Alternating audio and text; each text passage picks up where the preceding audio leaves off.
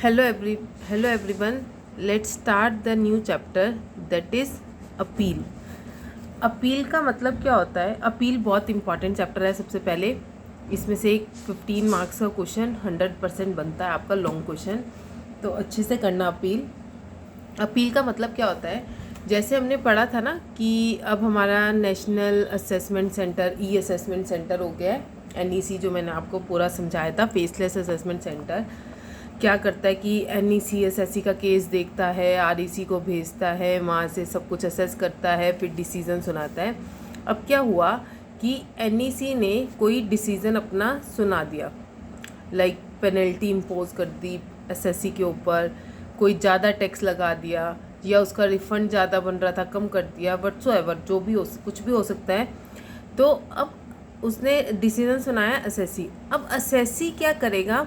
Appeal करेगा. अब आगे जाके SSC को लग रहा है यार मेरे साथ तो गलत हो रहा है कि मेरे ऊपर पेनल्टी लग रही है जो कि नहीं लगनी चाहिए थी, मेरे टैक्स को इन्होंने ज़्यादा बना दिया, नहीं बनना चाहिए था. तो अब वो क्या करेगा? अपील करेगा. आगे जाके कहते हैं ना गुहार लगानी टाइप, जैसे कोर्ट में बोलते हैं, वो अपील करने जा रहा है. अब ये किसको अपील करेगा? सबसे पहले अपील करेगा नेशनल फेसलेस अपील सेंटर को. अगर सब कुछ ऑनलाइन हो रहा है तो नेशनल फेसलेस, वैसे अब ऑनलाइन ही हो गया, नेशनल फेसलेस अपील सेंटर को. देन उसके बाद अपील किसको करता है? इनकम टैक्स अपीलेंट ट्रिब्यूनल को. मैं आपको पूरा वो बता देती हूँ किस किस को कैसे अपील करते हैं ट्रिब्यूनल को. फिर हाई कोर्ट, देन उसके बाद सुप्रीम कोर्ट. क्या कह रही हूँ मैं कि SSC अपील कर रहा है. अब NEC के अगेंस्ट किसके पास गया? नेशनल फेसलेस अपील सेंटर को, कि भाई ये डिसीज़न सुनाया है, मैं इसके खिलाफ हूँ. अब ये भी अगर कोई गलत डिसीजन सुना देता है, देन आगे किसके पास अपील कर सकता है? Income tax appellate tribunal, then High Court, then Supreme Court. अब टाइम क्या है? कितने दिनों के अंदर अपील करनी है? जब आपका डिसीज़न सुनाया गया उसके 30 दिनों के अंदर अंदर, विद इन 30 डे, उसको अपील करनी पड़ेगी नेशनल फेसलेस अपील सेंटर को. फिर जब इसने डिसीज़न सुनाया उसके विद इन 60 डेज आगे अपील करेगा. फिर विद इन 120 डेज, अब यहाँ पे उसने जब डिसीज़न सुनाया उसके 120 दिनों के अंदर हाई कोर्ट को, हाई कोर्ट के डिसीज़न के बाद with in 90 days supreme court को जाना है. ठीक है, इतना समझ आया कि किस तरीके से. एक और, पहले क्या होता था? सब कुछ ऑफलाइन था, तो यहाँ नेशनल फेसलेस अपील सेंटर की जगह क्या था? कमिश्नर अपील था. क्या था? Commissioner appeal. तो अगर आपके पास एग्ज़ाम में क्वेश्चन आ जाए ना कमिश्नर अपील या नेशनल फेसलेस अपील सेंटर, तो आप सारे प्रोविज़न जो आपकी बुक में इसके लिखे हुए हैं वही सेम लिख के आना, क्योंकि दोनों का मतलब लेवल दोनों का यहाँ सेम ही हो गया. बस यहाँ पे क्या है कि NEC के खिलाफ कर रहा है, यहाँ असेसिंग ऑफिसर होता था पहले, उसके अगेंस्ट कमिश्नर को हम अपील कर रहे हैं. आई बात समझ? क्योंकि अब ऑनलाइन हो गया है तो नया बनाया गया नेशनल फेसलेस अपील सेंटर. पहले क्या होता था? कमिश्नर अपील होता था. अगर अब आप भी ऑफलाइन अब करोगे तो कमिश्नर अपील को ही जाएगी, but most of the case अब क्या हो गया है? ऑनलाइन हो गया है. तो national faceless appeal centre, then ITAT that is income tax appellate tribunal, then High Court and then Supreme Court. अब जो हमारा हाई कोर्ट और सुप्रीम कोर्ट है ना, इन दोनों के पास सिर्फ कौन से केस जा सकते हैं? जो क्वेश्चन ऑफ लॉ होंगे, सब्सटेंशियल क्वेश्चन ऑफ लॉ. यहाँ पे कौन से केस जाएंगे? सिर्फ क्वेश्चन ऑफ लॉ वाले केस जाएंगे. जो आपके क्वेश्चन ऑफ फैक्ट के केस हैं, क्वेश्चन ऑफ फैक्ट, वो high court supreme court deal नहीं करता. वो लास्ट कहाँ तक जाते हैं? सिर्फ ITAT तक. मतलब जो फैक्ट से रिलेटेड, कोई फैक्ट से रिलेटेड है वो यहाँ जाएंगे. अगर कोई ऐसा आपका जो केस चल रहा है जहाँ पे लॉ के अगेंस्ट कोई बात आप कर रहे हो, वहाँ हाई कोर्ट और सुप्रीम कोर्ट तक भी जाएगा. बट जहाँ लॉ नहीं है, सिर्फ फैक्ट, कोई आपका टैक्स है, उसका मतलब सिर्फ फैक्चुअल जिन चीज़ों की बात हो रही है, वो सिर्फ केस यहाँ तक जाएगा. उसकी अपील हाई कोर्ट और सुप्रीम कोर्ट को नहीं हो सकती. इतना आपको क्लियर है कि कैसे आप अपील करते हो? सबसे पहले किसके पास जाते हो, देन किसके पास, देन किसके पास. अब वन बाय वन हम इन सब के प्रोविज़न्स कर लेते हैं. जो मोस्ट इम्पॉर्टेंट है वो ये दोनों हैं, इन दोनों में से बनता है, इनमें से नहीं आता कभी क्वेश्चन ना। इनमें शॉर्ट के हिसाब से पढ़ लेना, बाकी यही दो हमारे इम्पॉर्टेंट है। नेशनल फेसलेस अपील सेंटर, अब सबसे पहले यही पढ़ लेते हैं, appeal to national faceless appeal centre. अब यहाँ पे क्या है, time limit for filing appeal, आपको कितने दिनों में टाइम लिमिट कितनी है, विद इन 30 डेज़। तो यही आपकी बुक में लिखा हुआ है, विद इन 30 डेज़ आपको क्या करना है, अपील करनी है। और फिर आगे वो बोल रहा है कि जो हमारा नेशनल फेसलेस अपील सेंटर है वो 30 दिनों के बाद भी आपके केस को एडमिट कर सकता है, अगर उसको लगता है कि कोई रीज़न था, कोई जेन्युइन रीज़न था जिस वजह से आपने फाइल नहीं किया था। अब प्रोसीजर क्या होता है इसको फाइल करने का, फॉर्म नंबर 35 आपको फाइल करना पड़ता है, मतलब फॉर्म नंबर 35 भरना पड़ता है, जहाँ पे आपको कंप्लीट डिटेल देनी पड़ती है इस फॉर्म में। ठीक है, वो ये बोल रहा है प्रोसीजर फॉर फाइलिंग क्या है, इलेक्ट्रॉनिकली फाइल कर रहे हैं इन डुप्लीकेट फॉर्म नंबर 39 में, जहाँ पे आप ग्राउंड ऑफ अपील और स्टेटमेंट ऑफ फैक्ट सब कुछ आप लिखते हो कि मेरा क्या क्या पूरा केस क्या है, और वर्ड लिमिट कितनी है, कितने वर्ड्स लिख सकते हो, सिर्फ 1000 वर्ड्स तक जो आप लिख रहे हो वर्ड लिमिट, आप जैसे लाइक MS वर्ड हो गया टाइप, उसमें टाइप कर रहे हो तो 1000 वर्ड्स तक आप लिख सकते हो। कोई भी स्पेशल कैरेक्टर उसमें नहीं आ सकता, लाइक @ हो गया, कोई भी स्पेशल कैरेक्टर नहीं आ सकता, सिर्फ कोमा, डैश, स्लैश और राउंड ब्रैकेट, इन 4 को छोड़ के बाकी कोई भी आप स्पेशल कैरेक्टर नहीं डाल सकते। ठीक है, फिर आगे वो बोल रहा है अगर आपने रिटर्न इलेक्ट्रॉनिकली भरी है तो अपील भी इलेक्ट्रॉनिकली होगी, अगर रिटर्न आपने अगर पेपर फॉर्म में भरी है तो आपके पास ऑप्शन है कि आप पेपर फॉर्म में भी अपील कर सकते हो और इलेक्ट्रॉनिकली भी कर सकते हो। यहाँ पे क्या कह रहा है, आपको पता होना चाहिए जब आप रिटर्न फाइल करते हो, आपको पता है ना रिटर्न जिसमें आप अपनी इनकम शो करते हो, आपको अगर नहीं पता तो मैंने अपने चैनल पे how to file income tax return वो भी बताया हुआ है कि कैसे हम इनकम टैक्स रिटर्न फाइल करते हैं। ये ऑनलाइन भी होती है, ऑफलाइन भी होती है, दोनों मोड होते हैं इसकी। तो ये बोल रहा है कि अगर आपने ऑनलाइन रिटर्न भरी है तो अपील भी ऑनलाइन ही होगी। ठीक है, बट अगर आपने रिटर्न ऑफलाइन भरी हुई है तो जो अपील है वो ऑनलाइन भी हो सकती है और वो ऑफलाइन भी हो सकती है। आपके पास ऑप्शन है, आप जिस भी मोड को चूज़ करना चाहें उस हिसाब से आप कर सकते हैं।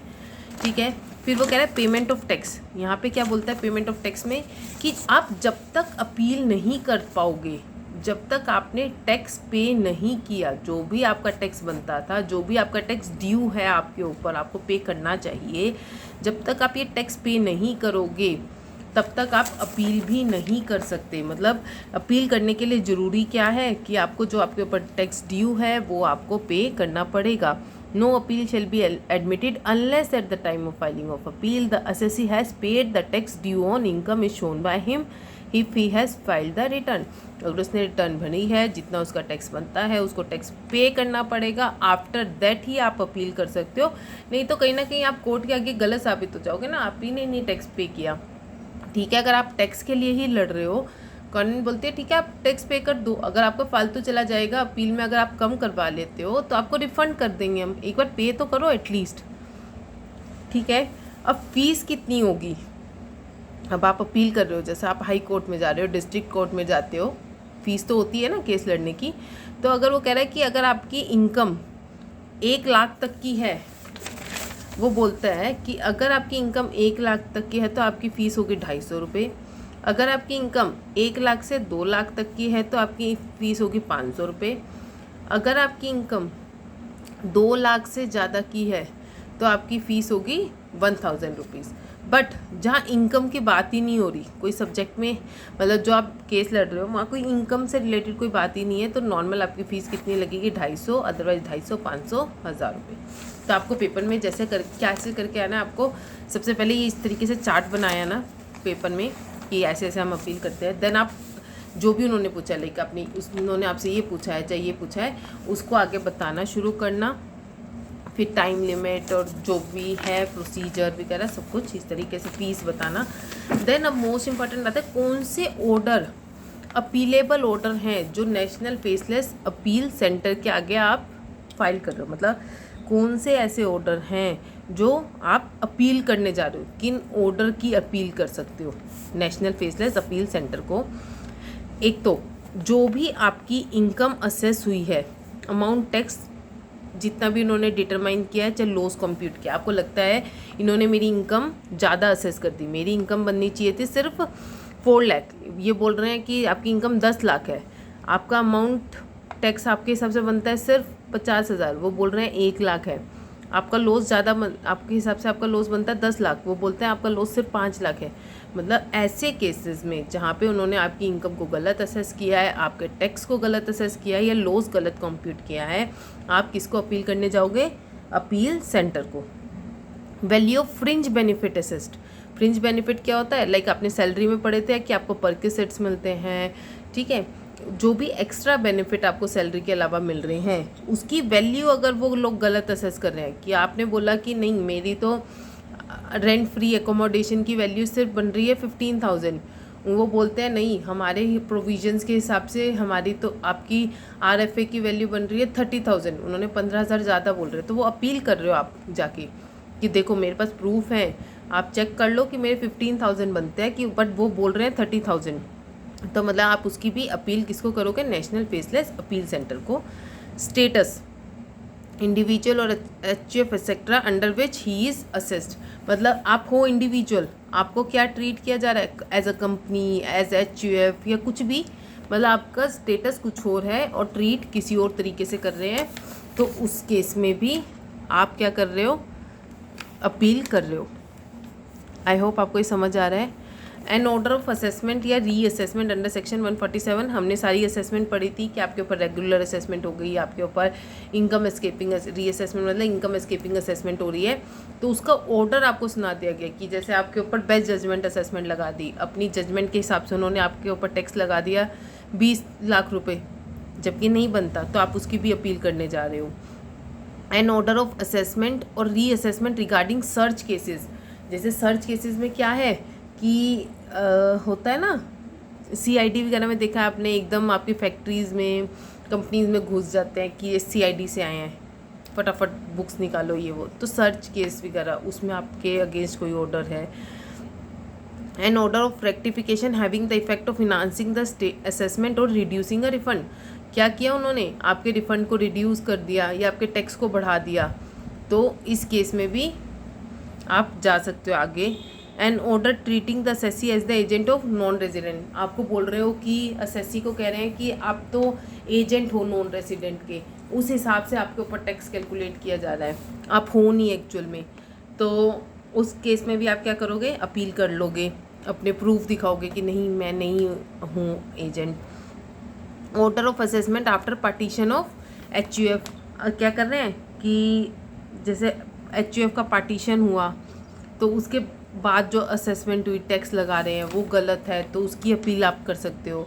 N order made under section 201 assessee fail to deduct TDS और pay it within prescribe time, क्या कह रहे हैं? असेसी ने TDS नहीं काटा था, ठीक है, टाइम पे नहीं पे किया, तो इस केस में भी उसके ऊपर जो भी ऑर्डर सुना दिया गया, पेनल्टी लगा दी गई, तो वो आगे क्या करने जा रहा है? अपील करने जा रहा है कि इस वजह से मैंने टैक्स नहीं काटा, जो भी उसकी मजबूरी थी। फिर an order under section 206C 6A में TCS नहीं कलेक्ट किया था या उसे टाइम पे नहीं किया था, तो उस केस में भी वो अपील करने जा रहा है कि उसके ऊपर कोई ऐसा डिसीजन सुना दिया, तो वो आगे अपील कर रहा है कि भाई मैंने टैक्स नहीं कलेक्ट किया था बट इतनी पेनल्टी तो मत लगाओ, जो भी है, ठीक है। फिर an order under section 206CB1 assessee fail to file a statement of TCS और टैक्स कलेक्टेड एट सोर्स और a correct statement of it in prescribed form, मतलब उसे स्टेटमेंट फाइल करनी थी जिसमें बताना था कि उसने कितना टैक्स कलेक्ट किया है, उसने वो नहीं, असेसी ने वो स्टेटमेंट फाइल नहीं की थी, तो उसके अगेंस्ट ऑर्डर सुना दिया गया, तो उस ऑर्डर के लिए भी वो क्या करने जा रहा है? अपील करने जा रहा है। An order of grant of refund, कि आपका रिफंड ग्रांट, जैसे आपका रिफंड मिलना था कैंसिल कर दिया, तो उसके लिए भी आप अपील कर रहे हो। आपके ऊपर पेनल्टी लगा दी गई इन सारी केसेस में, आपने पेनल्टी वाला चैप्टर पिक कर रहा होगा, उसमें वही सारी पेनल्टीज़ आपकी यहाँ कवर हो गई कि आपने टैन नंबर नहीं ले रखा, आपने इन्फॉर्मेशन फर्निश नहीं करी, आपने रिटर्न नहीं भरी, आपने टैक्स नहीं कलेक्ट किया, आपके ऊपर सर्च केस है, इन सब में क्या हो रहा है? आप पे ये पेनल्टीज़ लगा दी, तो आप इसके लिए भी अपील करने जा रहे हो नेशनल फेसलेस अपील सेंटर को। अब इसके पास पावर क्या है? इसके पास ये पावर है कि आपकी पेनल्टी को ये कम भी कर सकता है, अगर उसको लगता है कि केस जेन्युइन है और इसके ऊपर ये पेनल्टी इम्पोज नहीं होनी चाहिए थी, उस केस में नेशनल फेसलेस अपील सेंटर क्या कहेगा कि इसकी पेनल्टी को कम कर दिया जाए, इसके खिलाफ जो आपने ऑर्डर सुनाया वो वापस लिया जाए। तो इसलिए वो जाके अपील कर रहा है। ठीक है, ये आपको आ गया होगा सारा समझ। फिर आपकी बुक में ये दी हुई है फेसलेस अपील स्कीम, ये आप लोग पढ़ लेना। वैसे ही है जैसे हमने किया था ना NEC REC वाला, बताया था ना मैंने। NEC होता है, आगे REC होती है, उसके आगे 4 यूनिट होती है। यहाँ पे क्या है कि नेशनल फेसलेस अपील सेंटर है, तो आगे REC में कौन होगी, अपील यूनिट होगी। ये क्या करेगा, असेसिस के जो भी केस करना है अपील यूनिट को दे देगा। अपील यूनिट यहाँ पे डॉक्यूमेंट मंगवाएगा, इसी के जो भी होगा सब कुछ इसी के थ्रू होगा, नेशनल फेसलेस अपील सेंटर के थ्रू। तो ये पढ़ोगे तो आई होप, मुझे ऐसा लगता है कि आप लोगों को ये समझ आ जाना चाहिए। फिर नेक्स्ट हमारे पास आता है appeal to income tax appellate tribunal. अब क्या कर रहे हैं हम, इनकम टैक्स अपीलेंट ट्रिब्यूनल को अपील करने जा रहे हैं। अब ITAT को के पास जा रहे हैं। अब हम पढ़ेंगे किन किन केसेस में हम ITAT, एक तो हमने पढ़ा कि पहले हमने देखा था कि 30 डेज़ में हमें इसके पास जाना होता है, फिर इसके डिसीजन से भी सेटिस्फाई नहीं है तो 60 दिनों में ITAT के पास जाना है। एक तो इसके डिसीजन जो इन्होंने सुनाए उसके खिलाफ जा रहे हैं, और भी दूसरे डिसीजन होते हैं जिनके खिलाफ हम ITAT को अपील कर सकते हैं, वो हम 1 बाय 1 पढ़ लेंगे। ITAT कौन कॉन्स्टिट्यूट करता है, सेंट्रल गवर्नमेंट कॉन्स्टिट्यूट करता है।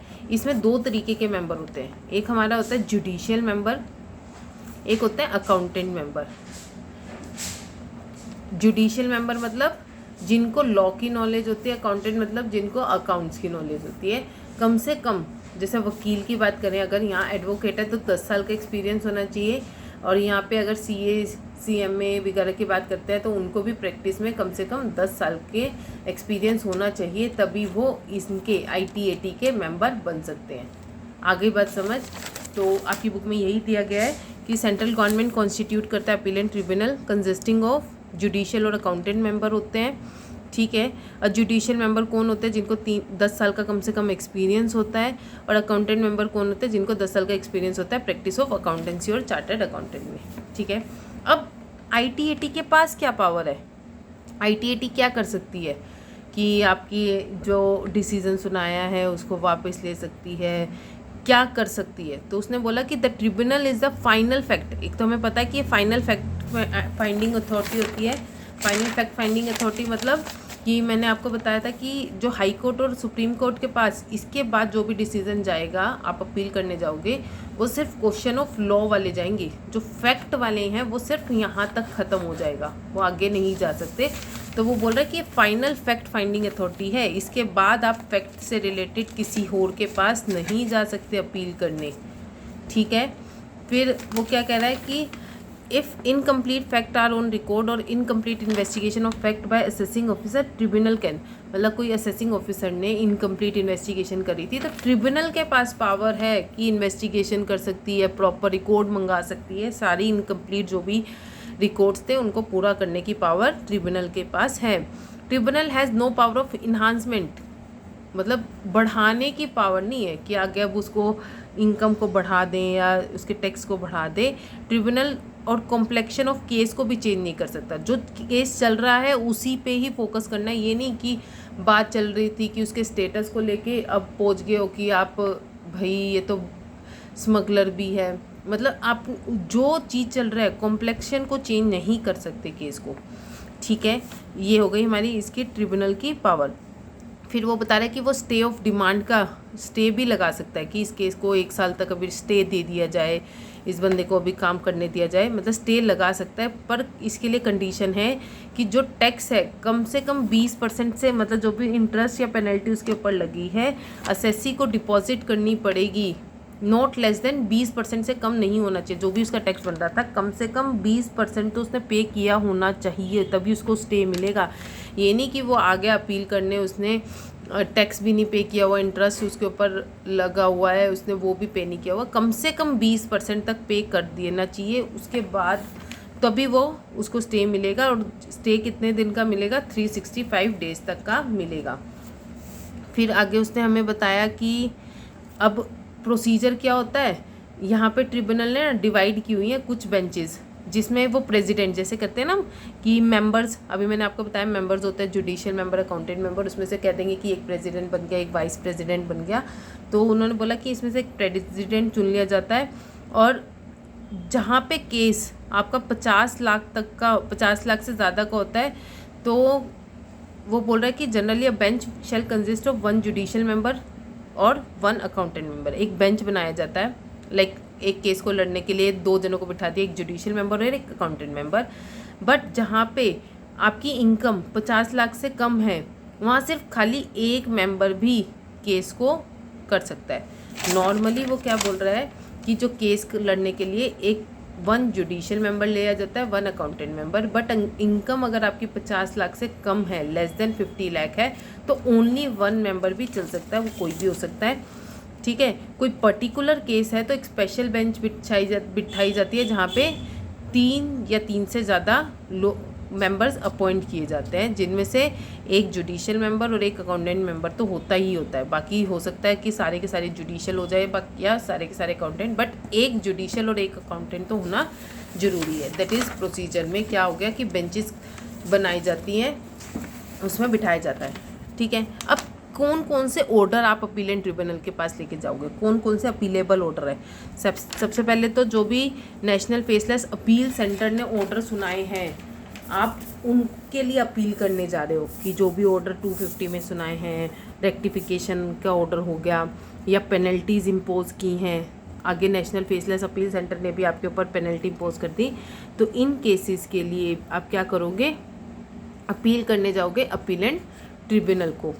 फिर आता है अगर ऑर्डर कोई प्रिंसिपल कमिश्नर या कमिश्नर ने आपके अगेंस्ट सुनाए हैं, तो भी आप अपीलेंट ट्रिब्यूनल को क्या करने जाओगे, ITAT को अपील करने जाओगे डायरेक्ट। क्योंकि कौन से ऑर्डर जो प्रिंसिपल कमिश्नर या कमिश्नर ने सुनाए हैं जिनकी आप अपील करने जा रहे हो, refusing registration of A charitable और रिलीजियस ट्रस्ट, कि जैसे आप एज अ चैरिटेबल या रिलीजियस ट्रस्ट इस्टेब्लिश करने जा रहे थे, आपकी रजिस्ट्रेशन को कैंसिल कर दिया प्रिंसिपल कमिश्नर या कमिश्नर ने, तो आप अपील डायरेक्ट किसको करोगे, ITAT को।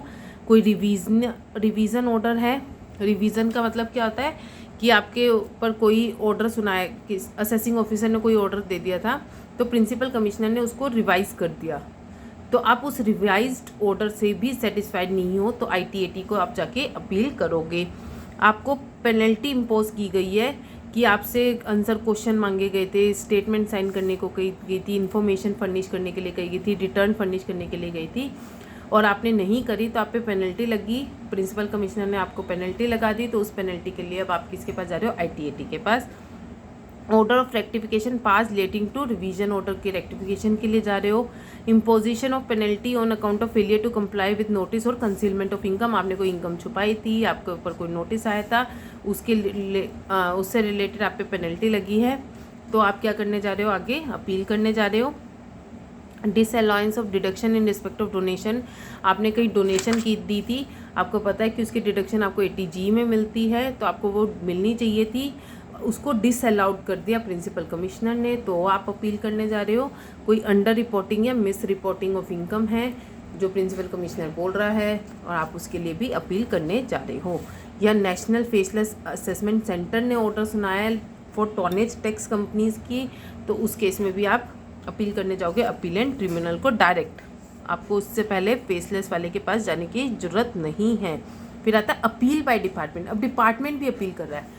अब क्या हुआ कि नेशनल फेसलेस जैसे अपील सेंटर ने कोई डिसीजन सुनाया, लाइक अभी हमने पढ़ा था कि आप पहले इसके पास गए, उसने कोई ऐसे डिसीजन सुनाया जो डिपार्टमेंट के खिलाफ है बट असेसी के लिए सही है। अब डिपार्टमेंट भी क्या करने जा रहा है, अपील करने जा रहा है। ठीक है, किसको, ITAT को। आ गया समझ। फिर थोड़ा सा इन्होंने दिया कि अब आया था कि अगर आपकी अपील बिफोर अपीलेंट ट्रिब्यूनल कौन सा जाएगा, जो आपकी इनकम अगर 50 लाख या उससे ज़्यादा है। हाई कोर्ट के पास कौन से डिसीजन जाते हैं जिनकी वैल्यू 1 करोड़ से ज़्यादा है, जो आप लड़ रहे हो केस, जिसके लिए भी सुप्रीम कोर्ट के पास 2 करोड़ से ज़्यादा तक के केस जाते हैं। फिर टाइम, अभी मैंने बताया था 60 दिनों के अंदर अंदर आपको अपील करनी है। फिर फीस कितनी है, अभी हमने पढ़ी थी, वहाँ पे फ़ीस कितनी थी, अगर आपकी इनकम 1 लाख तक की थी तो 250, यहाँ फ़ीस है आपकी 500। फिर हमने पढ़ी थी 1 लाख से 2 लाख में कितनी थी 500, यहाँ आपकी फ़ीस है 1500। फिर हमने पढ़ी थी मोर देन 2 लाख में वहाँ कितनी थी 1000, यहाँ पे कितनी है आपकी 1% ऑफ इनकम, आपकी इनकम के 1% और मैक्सिमम 10,000 तक इतनी आपकी फ़ीस है। और अगर कोई सा भी केस नहीं है तो यहाँ पे 500 रुपये। ये आपकी फ़ीस भी बढ़ जाएगी ना, जितनी हायर अथॉरिटी के पास जाओगे उतनी आपकी फ़ीस भी बढ़ जाएगी।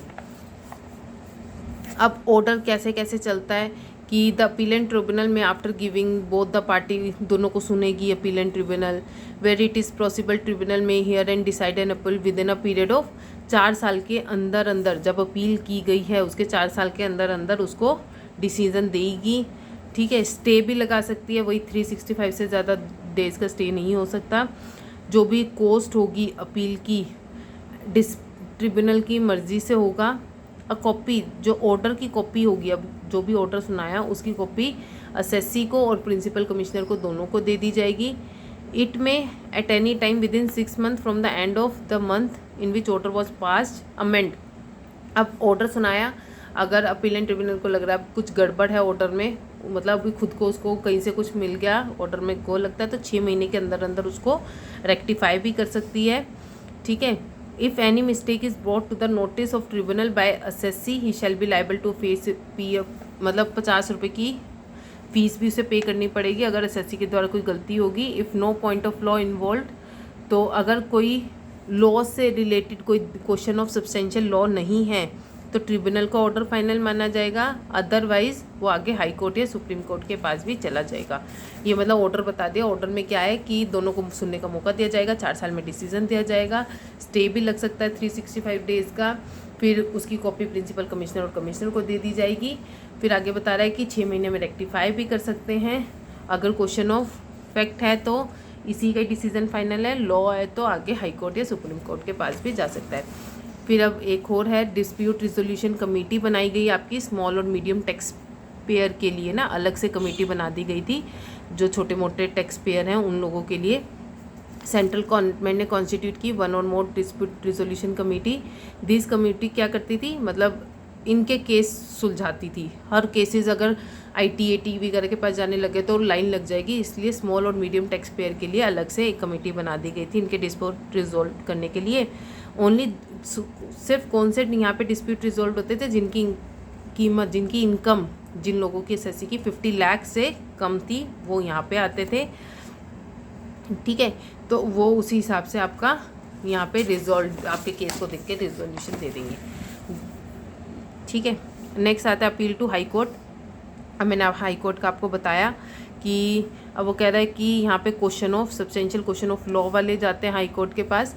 Principal chief commissioner, commissioner this और एनएसएससी, कोई भी, चाहे प्रिंसिपल चीफ कमिश्नर है, चीफ कमिश्नर है, प्रिंसिपल कमिश्नर है, चाहे एसएससी है, अपीलेंट ट्रिब्यूनल के ऑर्डर से अब खुश नहीं है तो वो हाई कोर्ट के पास जाएंगे with in 120 days. High court 120 day के बाद भी अपील को ले सकता है अगर सफिशिएंट कोज है, उसे लगता है तो। सिर्फ क्वेश्चन ऑफ लॉ वाले जाएंगे।